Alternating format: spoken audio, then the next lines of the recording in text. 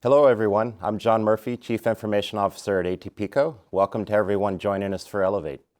This session will focus on one of my favorite topics, emerging technologies in the cloud and digital transformation, and how it's changing our industry. I'm very excited to welcome Mr. David Peller of Amazon Web Services. AWS is the world's largest cloud provider, and David leads the AWS Travel and Hospitality practice, which is focused on supporting customers as they accelerate cloud adoption and digital transformation. Dave and his team work with a number of travel industry brands that we all know of, including Airbnb, Avis Budget Group, Wyndham Hotels, United Airlines, and Star Alliance, just to name a few. Welcome, David. Thanks, John. Great to be here. David, the current business environment provides a tremendous opportunity for the travel industry to modernize, to transform, particularly using technology in the cloud. We see new announcements from different players almost every day. How do you see the state of cloud adoption and associated with that digital transformation in the industry in general? So, John, by current business environment, I think you're referring to the ongoing impact of the pandemic. And, disruption, of course, isn't new to travel and hospitality companies, but the breadth, the scale and duration brought about by the pandemic certainly led to, a sustained shift in the way I think travel and hospitality companies are both planning and managing and operating their businesses. So gone are the traditional and consistent patterns of demand and predictable supply.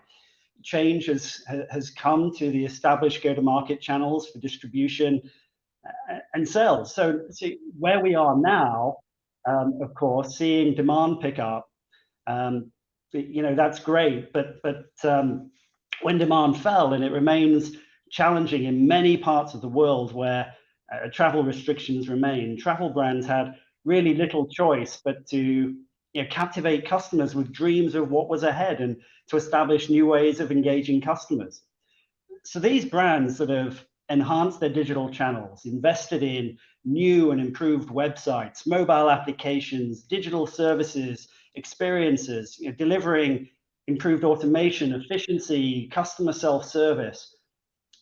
And as travel reopens and with the ever-evolving customer expectations, I think brands that took this period and invested in digital are going to be really well prepared to better serve their passengers and guests and meet the evolving needs around contactless, self-service, and more.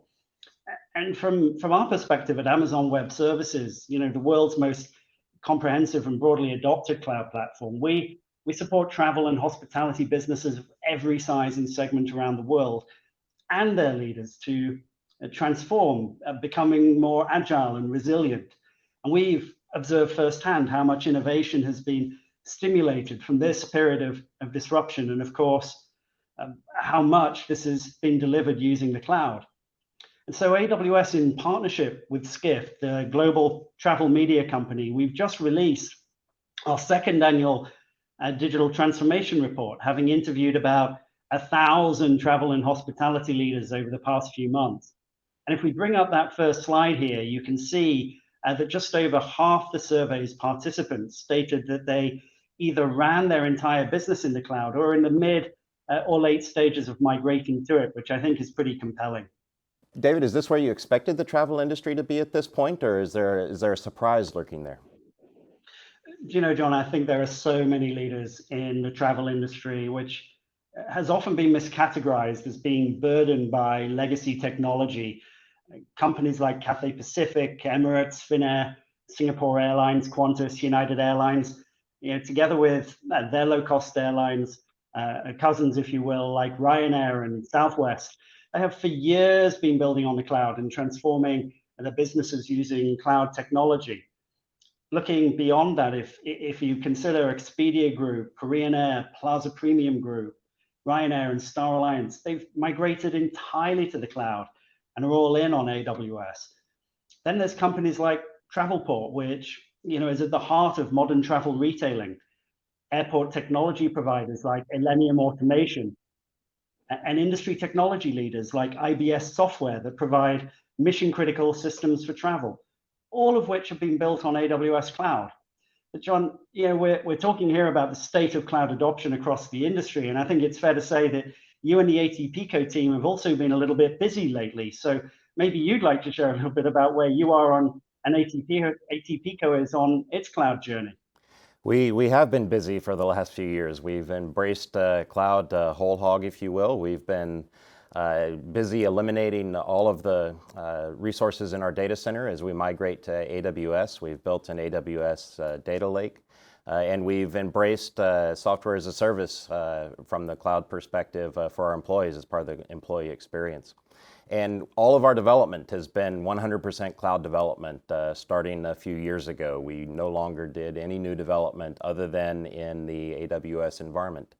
And I think that because we started that actually before the pandemic, we were in a really good spot when the pandemic hit, especially on the employee experience side. Because we had embraced the cloud, we were set up perfectly to go right into remote work with really no interruption at all. So we embraced it from the employee perspective, from the customer perspective, and just how we do business. It was a very smooth transition for us.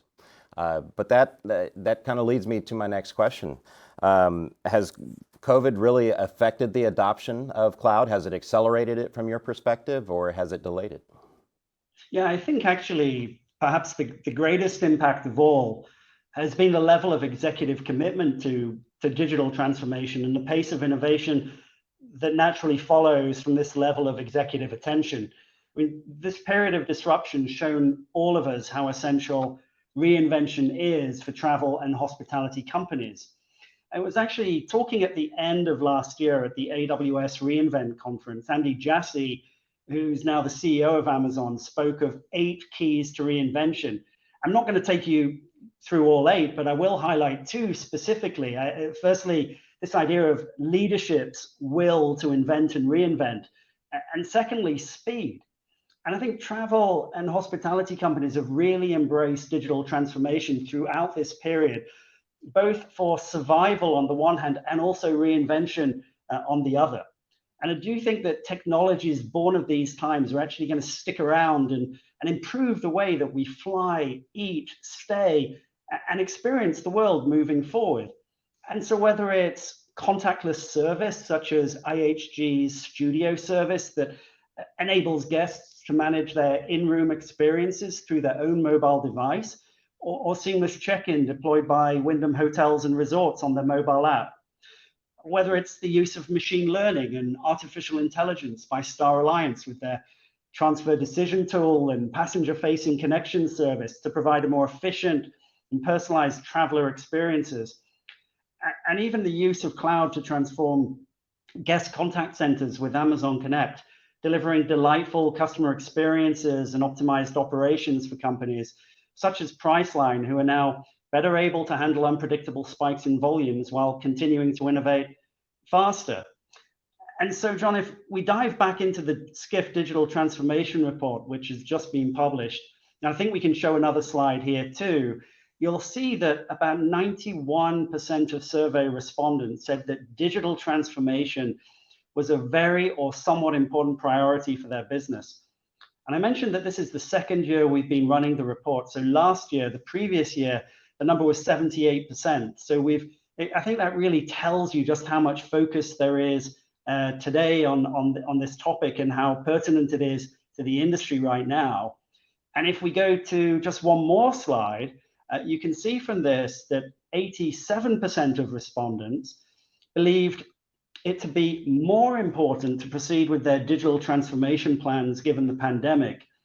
And on the right-hand side of the chart, you see that interestingly, 85% agreed that innovation born of these times will stick around and will improve the way that the travel industry does business moving forward, which again, I think is a really compelling insight. Do you feel like that COVID backed the industry into a corner and it had to reevaluate, or it just accelerated the plans that many already had? Look, I think that it comes back to what I was suggesting about the executive attention. Speed became so critical through COVID. So I certainly think that has really given the industry the momentum to really prioritize these topics. Let's shift a little bit from COVID to data. What do you see as state of the art in terms of what the cloud is able to deliver now in terms of data? And what do you see as the role of cloud as we look at data, being a data company, ATPCO, and being a data-centric industry to a big degree? So John, there's more data created in 1 hour today than in 1 year, 20 years ago. I think more data is going to be created in the next 3 years than in the past 30 years. So data is obviously at the center of our industry for sure. For too long, however, data's been siloed. I think there's a bunch of data on the supply side of travel. Then there's another volume of data on the demand side. And you've got data from travelers and guests from web and mobile searches. You've got direct bookings, indirect bookings, online and offline agencies, meta search providers and other intermediaries. Then there's loyalty programs, service providers. There's a ton of data across the industry. And if you reflect on the disruption our industry's faced for the past 18 months, even if all that data was connected right now today, it's not likely to be the best predictor of future demand, given how travel patterns have changed. You and I certainly aren't traveling for business like we used to, and how those patterns are going to continue to evolve, which I think leads to cloud. Travel companies really need to be able to ingest, store, process, and analyze ever more volumes of data in real time to make it actionable and useful. Travelers expect more personalized offerings, communication from their preferred brands, richer and deeper experiences than ever before. And certainly at AWS, we're seeing travel companies leverage the agility, the elasticity, and cost advantages of processing data on the cloud like never before, building data lakes on AWS to break down traditional data silos, using machine learning to drive insights and curate unique offerings like never before. And one other interesting piece here, John, which is, when we think about data in this context, we often only think of our own data, our first-party data. But augmenting your data with insights from other parties can be really helpful too. And for that, we're seeing really rapid adoption of the AWS Data Exchange. You could think of this almost as an app store for your data where you can rapidly subscribe to data offerings and have that data stream right into your AWS environment for you to process and consume and merge with your own data sets. One fascinating provider on the Data Exchange is an AWS travel and hospitality competency partner, Foursquare, which provides extensive point of interest data available on subscription for travel companies. Really useful when you're thinking about building out experiences around your property or destination. More broadly, and to take just one specific example, look at a company like Travelport, which is at the heart of modern retailing, again, connecting travel sellers and travel suppliers together. This is a highly dynamic marketplace bound by vast amounts of ever-changing data. And that's exactly why Travelport's committed to a long-term strategic relationship with AWS. But I do feel kind of odd talking about data to you, John, as given ATPCO, you're in the business of data. You are a data company, and look at how you're using cloud for all of the reasons I've suggested. Yeah, the ATPCO as a data company has, I think, a lot to offer in a cloud environment. We are pursuing redoing the way in which we build and distribute our data subscription products. We've partnered with you and an Amazon partner in order to reimagine what that might look like in the future. We continue to enhance our direction associated with the data lake and what new data can we integrate and how do we use that as a platform to deliver business insights and to put intelligence and machine learning algorithms on top of that to force it to be more real time and applicable at a specific point in time rather than looking at longer and longer time horizons. It is certainly getting a huge amount of focus at ATPCO, and certainly partnering with AWS to help us on that journey has been a big help. What do you see as the biggest impediments for companies to take advantage of that data? For example, there are a few companies doing it really well. There's a ton of data out there, but I would say that in many cases, people either don't know it's there, or they don't have access to it, or they can't get it into a form in which they can use it with the systems that exist on the back end. What do you see as the major impediments, and how do we begin to break through so that we have better access to that data and it's easier to integrate and take advantage of it? Yeah, I think really simply, it goes back to that idea of speed I was talking about, John, getting started. I think in the way technology systems used to be with monolithic applications and systems, you needed to organize your data first before you started to try to analyze it and make it useful. You don't really have to go through that process anymore with cloud. You can start to put the data you have available in the formats it's available today into the cloud, and then let the smarts of the systems start to make use of that data, to analyze that data, and start to take advantage of services like machine learning to draw insights. So I guess my view really is that there should be nothing holding you back from getting started. And actually, I think you'd be surprised by the utility you could gain by making those first early steps. What do you feel like is the ultimate opportunity for the travel industry in the cloud? Is it data, or is it something else? You know, we spoke earlier about many of the travel companies that are already moving to the cloud. So, you know, as I think about that, it really brings me back to five really fundamental core benefits of cloud, and ultimately why I think we're seeing so many travel companies move so quickly to cloud and AWS right now. The first is agility. AWS enables customers to quickly, spin up the resources as they need them, deploying hundreds or thousands of servers in minutes. This means customers can very quickly develop and roll out new applications. It means teams can experiment and innovate more quickly and frequently. And ultimately, if an experiment fails, you can always just deprovision those resources with really minimal risk and cost incurred. Which leads me to the second reason, which is cost savings. If you look at how people end up moving to the cloud, almost always the conversation starter begins with cost. Customers have the opportunity to trade their capital expenses for variable expenses and only pay for IT as they consume it.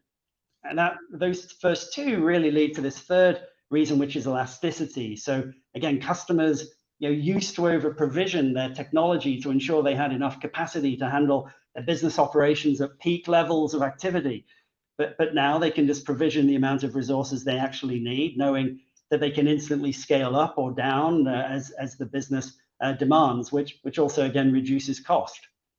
All of this leads to the ability for companies and customers to innovate much faster because they can focus their really highly valuable IT resources and probably scarce resources on developing the applications and services that are really going to differentiate the brand or the business on behalf of their customers, instead of some of the undifferentiated heavy lifting of managing infrastructure or data centers. And then finally, it's that AWS and cloud will enable companies to really deploy globally in minutes.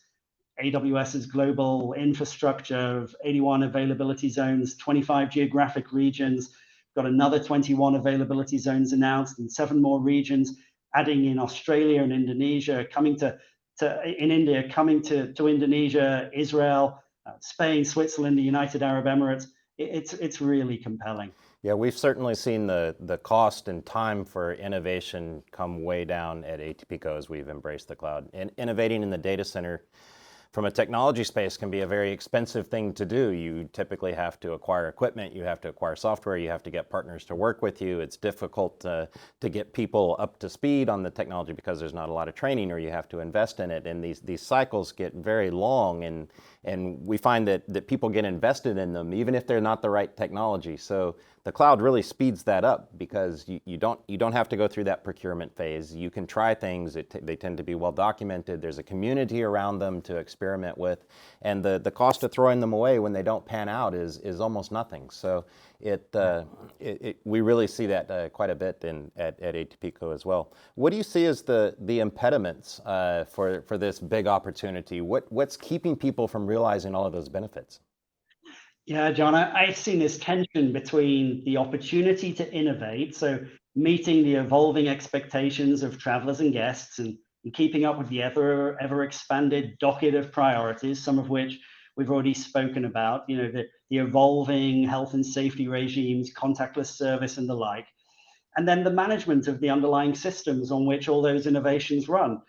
Changing the engine, switching from on-premise to cloud, it delivers so many benefits for organizations, but it may not have the same perceived immediate wow factor as prioritizing new services or capabilities for an organization. Personally, I think that's a bit of a false economy. And if you look back at some of the innovations we spoke about earlier, such as Star Alliance's focus on passenger transfer experiences, something that's been built and delivered in a rapidly short period of time, because organizations like Star Alliance were already on AWS and could move much more quickly.